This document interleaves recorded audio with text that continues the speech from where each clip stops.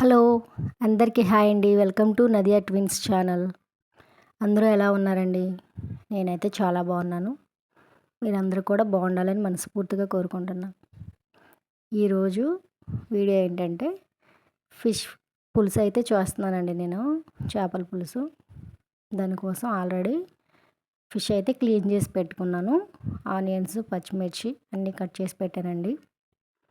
అలాగే ముందుగానే చింతపండు కూడా నానబెట్టి పెట్టుకున్నాను. ఇప్పుడు స్టవ్ ఆన్ చేసి కడాయి పెట్టుకొని ఆయిల్ వేసి అది కాస్త వేడవ్వాలండి. వేడైన తర్వాత మనం కట్ చేసి పెట్టుకున్న పచ్చిమిర్చి, ఆనియన్స్ వేసి మంచిగా వేయించుకోవాలి. ఆయిల్ కొంచెం ఎక్కువ వేసుకోవాలండి. ఎక్కువ వేసుకుంటే టేస్ట్ బాగుంటుంది. కాబట్టి ఆయిల్ కొంచెం ఎక్కువే పట్టిద్ది. దానిలోకి కొద్దిగా పసుపు, అలాగే సరిపడంత సాల్ట్ కూడా వేసి ఆనియన్స్ అయితే మంచిగా మగ్గించుకోవాలి.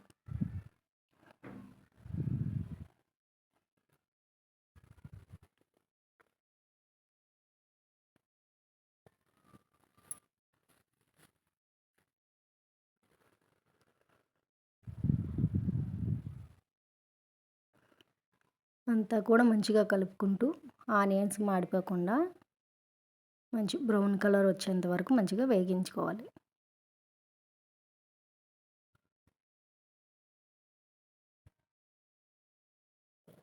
ఆనియన్స్ అయితే వేగిపోయాయండి. ఇప్పుడు టమాటో ముక్కలు కూడా వేసి అవి కూడా బాగా కలుపుకుంటూ మగ్గించుకోవాలి.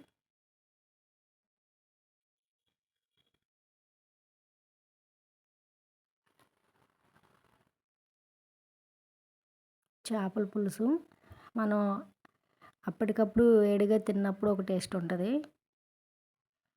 అది ఒక రోజు నైట్ తర్వాత తింటే ఇంకా టేస్ట్ ఇంకా బాగుంటుందండి.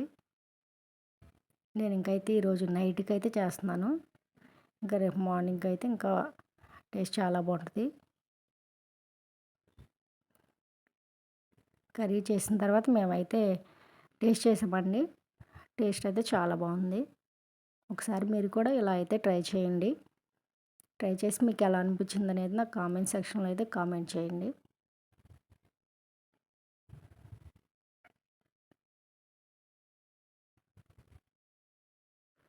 ఇప్పుడు టమాటాలు కూడా మగ్గినాయి కదండి.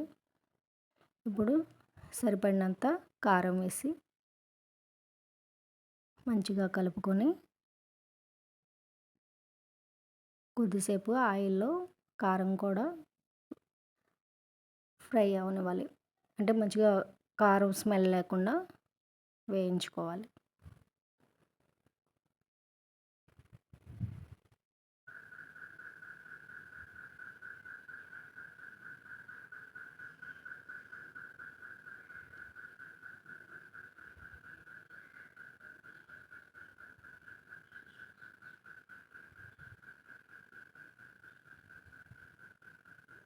ఆయిల్ అయితే మంచిగా పైకి తేలుతుంది కదండి.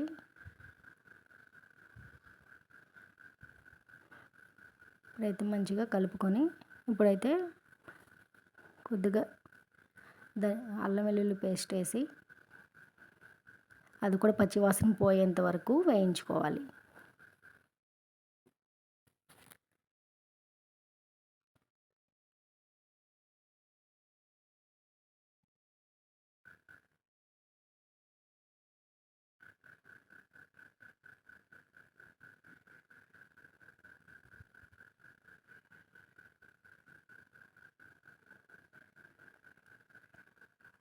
ఇప్పుడు కొద్దిగా ధనియా పౌడర్, అలాగే కొంచెం జీరా పౌడర్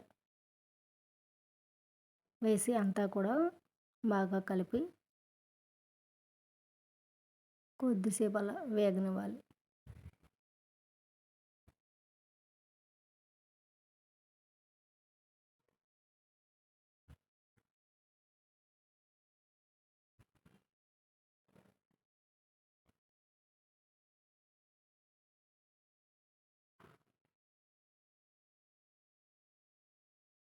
ఇంకా మసాలాలన్నీ అయితే మంచిగా వేగిపోయాయండి. ఇప్పుడు మనం ముందుగా నానబెట్టి పెట్టుకున్నాం కదండీ చింతపండు రసం. ఇప్పుడు చింతపండు రసం అయితే పోసుకోవాలి.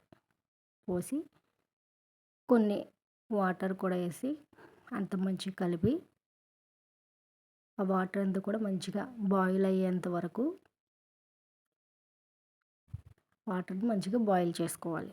ఆ పులుసు అంతా కూడా మంచిగా బాయిల్ అవ్వాలి.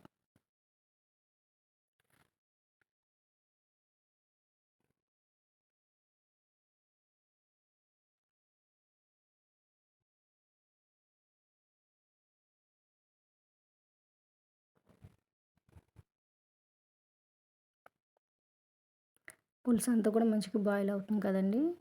ఇప్పుడు మనం క్లీన్ చేసి పెట్టుకున్నటువంటి చేపలనైతే ఒక్కొక్కటిగా వేసుకొని కదపకూడదండి ఇంకా. గరిటె పెట్టి మనం గనక కదిపామంటే అవి చేపలంతా విడిపోతాయి. కాబట్టి ఇక గరిటెతో కలపకూడదు. జస్ట్ కావాలంటే కడాయి పట్టుకొని జస్ట్ కుదుపుకుంటే సరిపోయిద్ది.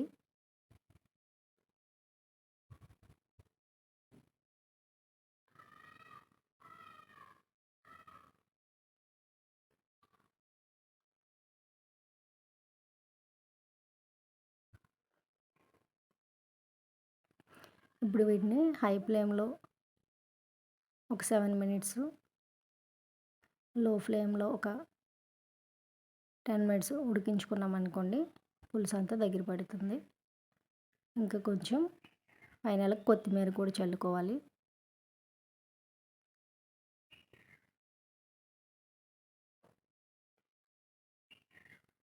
అంతే ఫ్రెండ్స్. పులుసు అయితే అయిపోయిందండి. చేపల పులుసు టేస్ట్ అయితే చాలా బాగుంది. ఒకసారి అయితే ట్రై చేయండి. ఓకే ఫ్రెండ్స్, మీకు కనుక నా వీడియోస్ నచ్చినట్లయితే ప్లీజ్ లైక్ చేయండి, షేర్ చేయండి, సబ్స్క్రైబ్ చేసుకోండి. అలాగే పక్కనున్న బెల్ ఆన్ చేసి పెట్టుకుంటే నేను పెట్టిన ప్రతి వీడియో మీకు నోటిఫికేషన్ రూపంలో వస్తుంది. Okay friends, bye.